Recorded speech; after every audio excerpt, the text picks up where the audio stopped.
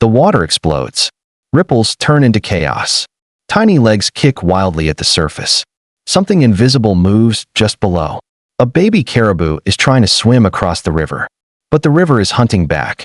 There is no roar, no splash, no warning. Just a silent shape gliding beneath the muddy water. Closer, closer.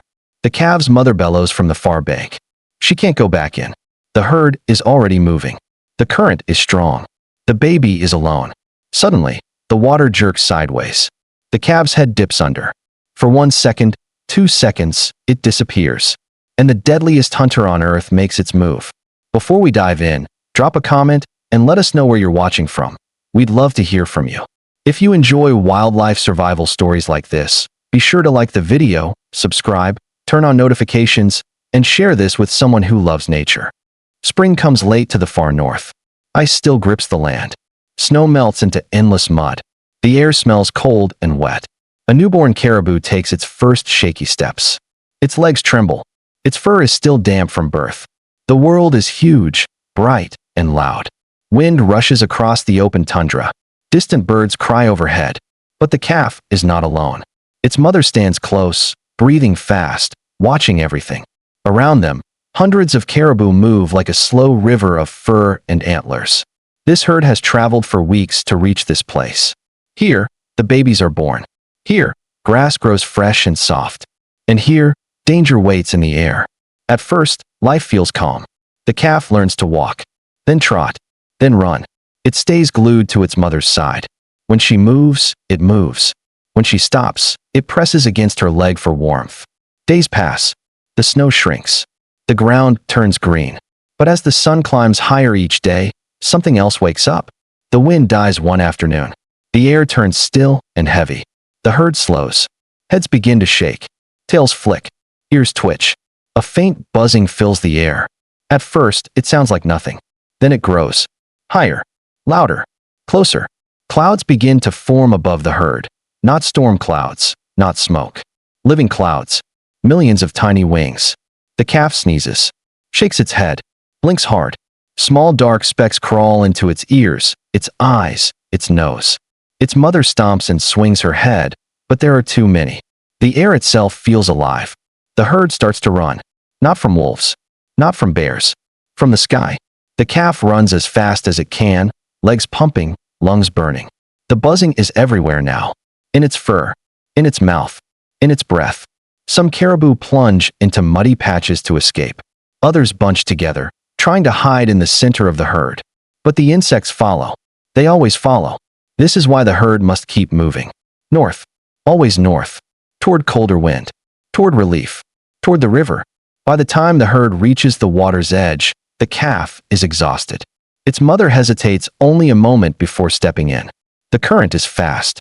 The bank is steep. But staying means being eaten alive by the swarm. One by one, the herd enters the river. And the calf steps into the water for the first time in its life. The water is ice cold. The moment the calf steps in, its breath bursts from its nose. The current pushes hard against its thin legs. Rocks shift under its hooves. Its mother moves ahead, strong and steady. She knows this river. She has crossed many times before. The calf has not. The herd spreads out across the water, heads low, ears flat. Splashing fills the air. Calves bleat. Mothers call back. Behind them, the sky still hums. The swarm waits on the shore. Millions of wings. Ready for the moment the herd slows down again. So the caribou must keep moving. Halfway across, the calf stumbles. Water rushes over its back. Its nose dips under. It kicks hard, legs churning, heart racing like a drum. It finds its footing again. But now it is drifting. The current pulls it sideways, away from its mother, away from the herd. The sounds of splashing grow distant. The bank looks farther than before. The calf tries to call out, but water fills its mouth. Below the surface, the river is quiet. No buzzing, no wind, just shadows. Something long moves against the current with ease. Slow, smooth. Watching, the calf paddles harder. Its legs burn.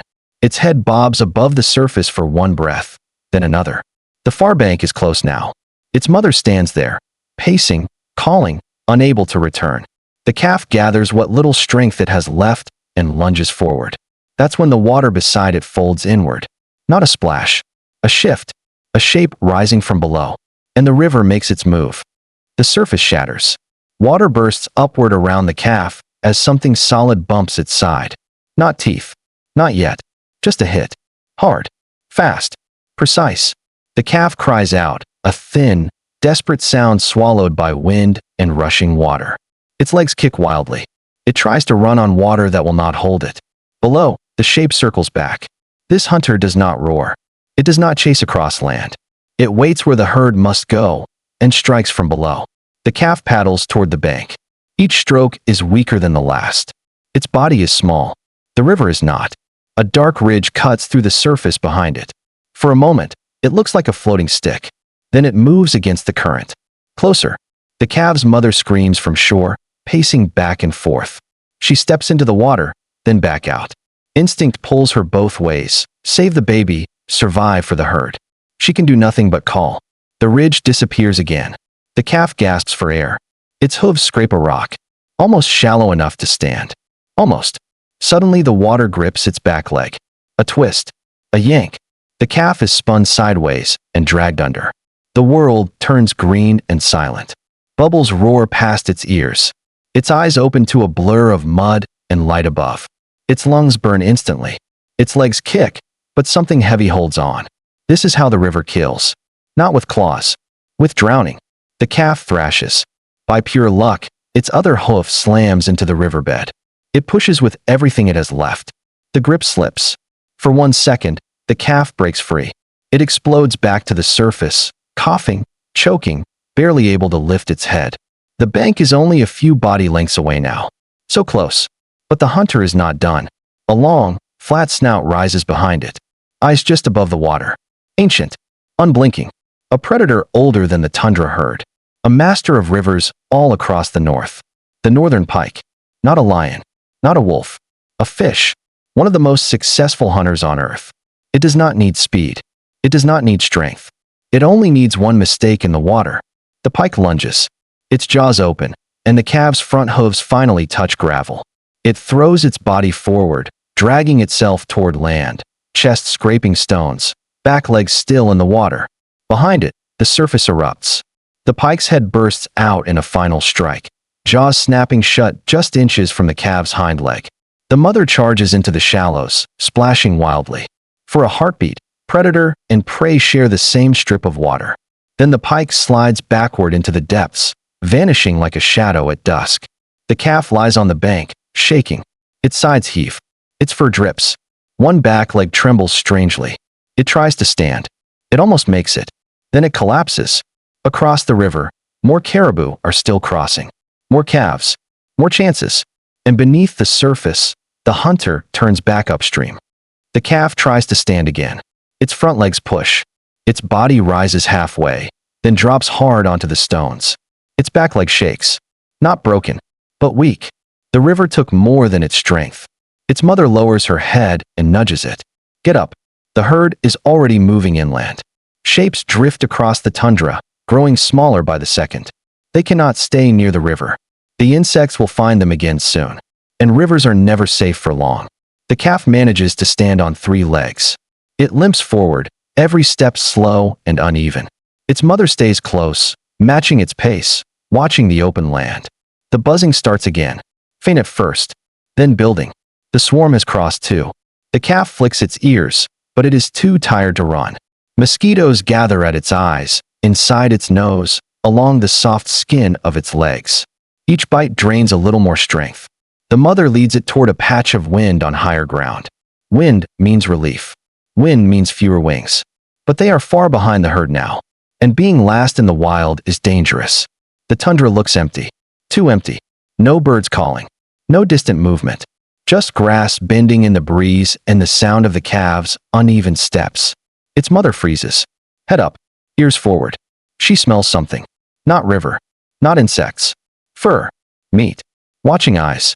Over a low ridge, gray shapes appear one by one. Silent. Thin from winter. Patient. Wolves. They do not rush. They do not need to. They see the limp. They see the distance from the herd. They see opportunity. The mother steps in front of her calf, head lowered, hooves planted. She snorts, trying to look bigger than she feels. The wolves spread out. One to the left, one to the right. Two stay back, waiting. They are not the deadliest killers on earth. But today they don't have to be. They only have to catch the one that cannot run. The wind drops. The buzzing grows louder. The wolves take their first slow steps forward. And the calf stumbles again. The wolves do not rush. They drift forward like smoke. Step. Pause. Watch. The calf presses against its mother's side. Its bad leg trembles so hard its whole body shakes with it. The buzzing cloud thickens around them, crawling into ears and eyes. The mother swings her antlers and stomps the ground. A warning. The wolves stop just out of reach. They know this dance. One wolf moves a little closer from the left. Another circles wide to the right. They are not trying to fight the mother. They are trying to break the pair apart. The calf tries to follow its mother as she turns, but it stumbles again. Its weak leg buckles, and it drops to one knee. That is all the wolves need to see. The circle tightens. The mother charges forward suddenly, forcing the closest wolf to leap back. She snorts and kicks, buying a few seconds. Run, her body says. The calf tries. It pushes up and limps forward, but it cannot go fast. Each step sends a jolt through its leg. The herd is now only tiny shapes far across the tundra. Too far to help. The wind shifts. The insects thin for just a moment. And in that brief quiet, the wolves make their move. One darts in from behind, not to bite, but to scare. The calf startles and veers sideways. Another rushes from the front, forcing it to turn again. They are hurting it. Not toward the mother. Away from her. The mother wheels around and charges, but a third wolf blocks her path just long enough. Not attacking, just standing there, just slowing her down. The distance between mother and calf grows. One body length. 2, 3. The calf cries out, a high, desperate sound that cuts across the open land. It tries to reach her, but a wolf bursts from the grass ahead, so close the calf can see its eyes. The calf freezes, and in that frozen heartbeat, the rest of the pack lunges forward together. The wolves burst forward, and the air explodes. A dark cloud rolls over the tundra like smoke from a fire. The buzzing becomes a roar. Wings slam into fur, eyes, noses, mouths. The wolves snap at the air, confused. They shake their heads, bite at their own shoulders, blink against the storm of insects. The calf doesn't understand. It only runs. Pain shoots through its weak leg, but fear pushes it forward. Its mother charges through the swarm, body low, grunting, forcing a path between the wolves and her baby. The insects don't care who is predator and who is prey. They want blood. The wolves try to keep formation, but the cloud thickens. One veers off, pawing at its face. Another sneezes and turns its head away. Their eyes water. Their noses clog with wings. The circle breaks. Not by strength. By torment. The mother slams her shoulder into the calf, guiding it forward. Move, her body says again. Ahead, the land dips into a shallow basin where cold air settles. A thin ribbon of wind moves through it. The mother aims for that wind. Behind them, the wolves slow.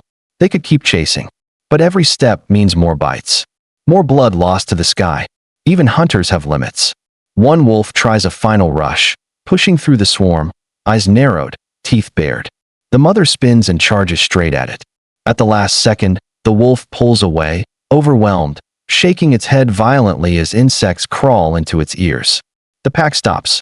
They stand in the buzzing haze, watching the caribou limp away. Alive. For now. The calf and its mother reach the low basin. Wind brushes across the grass. Not strong, but enough. The swarm thins from a roar to an angry hum. The calf collapses again, sides heaving. Its mother stands over it, legs spread, head high, scanning every direction. Wolves. Bears. Anything. Her ears twitch at every sound. The calf's leg is swollen now. It tries to lick it but is too tired to lift its head for long. The sun sinks lower, painting the tundra gold and red. For a moment, the land looks peaceful. But peace in the wild is only a pause between dangers. Far off, the herd is still moving north. And the mother knows they cannot stay behind when night comes. Cold will fall. New predators will wake. And the swarm will rise again with the morning sun. She nudges the calf. It groans softly but tries to move. Step. Drag. Step. They leave the basin slowly, tiny shapes against a land too big for the weak. High above, A shadow passes across the ground. Silent. Wide wings catching the last light of day. The mother freezes. Her head tilts up, circling far overhead. An eagle has been watching the entire time. And from the sky, the smallest, slowest member of the tundra is easy to see. The shadow circles lower. Wide wings. Steady. Silent. The mother steps over her calf, making her body look bigger, taller, stronger than she feels. She stares up, unblinking. The eagle drifts on the evening air, watching for weakness. It sees the limp. It sees the slow steps. It sees the space between this pair and the safety of the herd. But eagles are patient hunters. They wait for stillness. They wait for collapse. The mother knows this, so she keeps the calf moving. Step. Drag. Step. The sun sinks. The sky turns deep orange, then purple. Cold creeps back into the land. Frost begins to form on the tips of grass. The insects finally fade with the falling temperature. For the first time all day, the air is quiet. Too quiet. The calf's breaths come in shaky bursts. Its injured leg barely bends now, but it keeps following its mother's shadow across the tundra. Far ahead, faint shapes move along a ridge. The herd. Not far. Not close. But there. Hope pulls them forward. Behind them, the eagle glides to a low rise and lands. It watches from the ground now, waiting for darkness to give it an edge. Night settles fast in the north. Stars appear one by one. The mother stops in a shallow dip in the land, just enough to block the wind. The calf collapses beside her, too tired to even shiver. She lowers her head and listens. Wind and grass. Distant hooves from the herd. And then, a sound that does not belong to the night. Soft. Rhythmic. Crunch. Crunch. The mother's head snaps up. Not wings. Not buzzing. Footsteps. From the dark, low shapes move between the grasses. The wolves have returned. Quieter now. Rested. No swarm to slow them. No wind to carry scent away. Just cold air and the weak. The mother steps in front of her calf one last time. The herd is so close now she can hear them. But not close enough. The wolves spread out in the starlight, eyes glowing faintly. The calf tries to stand. Its leg gives out. It falls. The nearest wolf lowers its head and begins to move in, and from over the ridge behind them, a wave of sound rolls across the tundra. Hooves. Hundreds of them. The herd is turning back. A wall of bodies appears on the skyline, silhouettes against the stars. Mothers. Bulls. Young from the year before. They surge forward together, snorting, stomping, antlers lowered. The wolves hesitate. Caribou are not helpless alone. Together, they are a storm. The pack backs away as the herd surrounds the mother and calf, forming a living shield. The wolves fade into the dark. The eagle lifts off and disappears into the night sky. The calf lies in the center of the herd, safe in a ring of warmth and breath and heartbeat. It is not strong. It is not fast. But it is alive. And in this world, that is everything. Because the most successful killer on earth is not the one with the sharpest teeth. It is the one that never stops hunting. In the air, in the water, on the ground. And survival belongs to those who endure them all. Nature doesn't always choose the biggest or the strongest.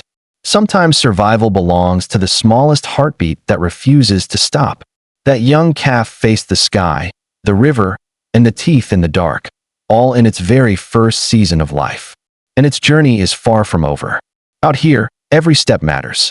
Every breath is earned. And every day alive is a victory. If this story pulled you into the wild, there's so much more to discover.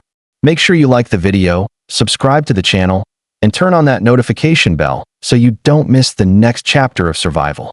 And before you go, drop a comment telling us where you're watching from. We love seeing how far these stories travel across the world. Until next time, stay curious and stay wild.